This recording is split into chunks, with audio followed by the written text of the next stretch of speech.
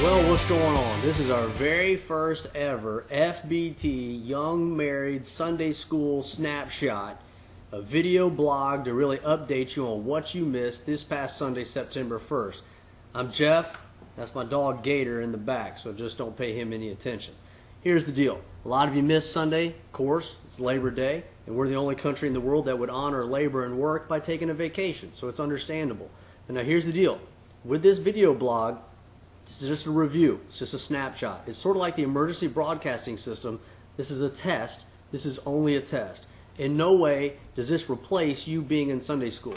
You can't get attendance counted present by being here and viewing this video blog. But feel free to share it and try to get as many people as you can to come join us live and in person this Sunday morning. And that goes to anybody. 9 o'clock at the Florence Baptist Temple, the second story of our preschool building. Brand new, luxurious space. We got wonderful atmosphere, a wonderful group of people. We've got a lot of good practical discussion on biblical principles that you can take and apply to your life and strengthen your family and your marriage. Now, we've got a couple of things we've got to keep informed because we've got a couple of big things coming up. First of all, Friday night, September the 20th, Young Married Game Night. We're going to kick it off at 7 o'clock. We're going to be in the same room we meet on Sunday mornings, take advantage of the space. It's going to be $5 a couple.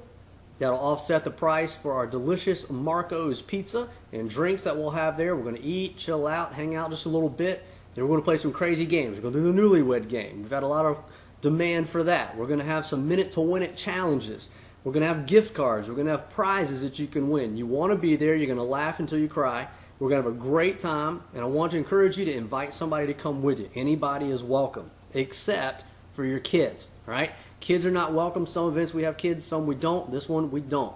If you need a babysitter, let me know. I'll hook you up with one of our fine, upstanding college and career young people, or my own daughter, 16 years old, certified babysitter. She'll be more than happy to come and sit with your kids and take your money for doing it. So that's Friday night, September 20th, Young Married Game Night. You can check us out, www.fbt.org, for more information. And then here's the other big thing. I want you to be here this Sunday, September 8th at 9 o'clock.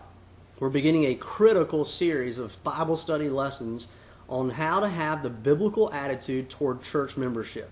In the days that we live, there's a lot of crazy ideas about what it means to be a church member. Would I offend you if I told you it really doesn't matter what you think? What matters is, what does the Bible say? And that's what we're going to be diving into and talking about over the next 6 weeks. I want you to be there. It'll be very, very important for the future of our church as well as your life as you stay involved in church in the years to come. Now let me give you a quick recap of the lesson. In case you missed it, we were in Ecclesiastes chapter 9. We've been in Ecclesiastes all summer, and we dove back in this past Sunday, chapter 9, and I got to be honest, it was my favorite chapter so far of the entire book. A ton of stuff there that's very, very easy to apply in your life this week. If you haven't already done so, hit the pause button and go ahead and read Ecclesiastes chapter 9. So you go ahead and do that, and I'll wait and be here when you hit play, okay? Go. Now that you're back, let's talk about it real quick. It's easy to understand, and we're not going to cover everything we covered in the lesson. There's just not time. This is a recap, not the real deal. To get the real deal, Sunday morning at 9 o'clock, we'll get the whole thing. Here's the easy outline. Verses 1, 2, and 3, Solomon makes a very obvious point that we know is true, but we live in denial most of the time. His point is very simply, everyone dies. Have you ever thought about it? 100% success rate is the thing called death. Now you got that, you understand that, so let's move to point number 2. Verses 4, 5, and 6, Solomon gets a little sarcastic. He tends to do that at times. And here's what he says. He says, you know, in light of the fact that we're all going to die, there's one thing that is really good. He says it's better to be a living dog than it is to be a dead lion.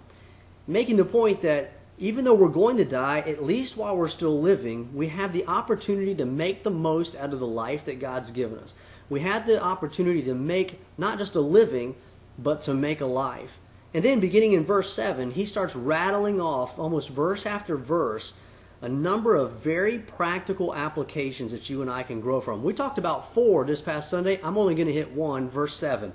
Here's what he says. He says, "Go thy way and eat thy bread with joy." He says, "Drink thy wine with a merry heart, for God now accepts your works." Now you got to understand the cultural context, because what Solomon's really telling us in 2 simple words, he's telling us to eat dinner. I told you it was easy. He was right? But here's the deal. If you don't understand the cultural context, you'll walk away thinking, hey, I do that. What's the big deal? Here's the big deal. Most young families that I know, we don't eat dinner like Solomon was talking. Can I tell you something real honest? Dinner being a happy meal in the car, shuttling in between school, tutoring, dance class, gymnastics, sports, even church sometimes, that's not dinner. Dinner is sitting around the table with family and friends, chewing your food slowly, enjoying the fellowship. In fact, the way I like to say it is, the way Solomon was talking about dinner, it's not about the food that's on the table, it's about the friends that are around the table. We see that in a lot of different cultures, and we saw that in the ancient Jewish culture, where dinner was a nightly event. And they didn't worry about getting the kids in bed too early or too late.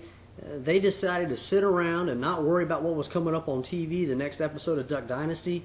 It was more important to sit around the table, to reflect on the day, to talk about God's goodness, and to develop deep, meaningful relationships. Listen, you want to make more than a living? You want to make a life? Then you need to invest in other people. You need to invest in sharing your life with other people.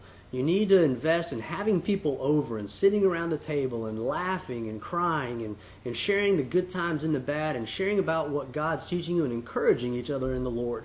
So that's just verse 7. There were 3 more good ones that we talked about, but you got to get those by coming on Sunday morning at 9 o'clock. Or, of course, you can take me to lunch, and I'll be happy to talk to you over dinner. All right? Have a great week. We'll see you this coming Sunday, 9 o'clock, at the Florence Baptist Temple. You can always check out our website at fbt.org, and you can check out the Young Marrieds at FBT on Facebook for all the updates that come throughout the week. Thanks a lot. We'll see you next time.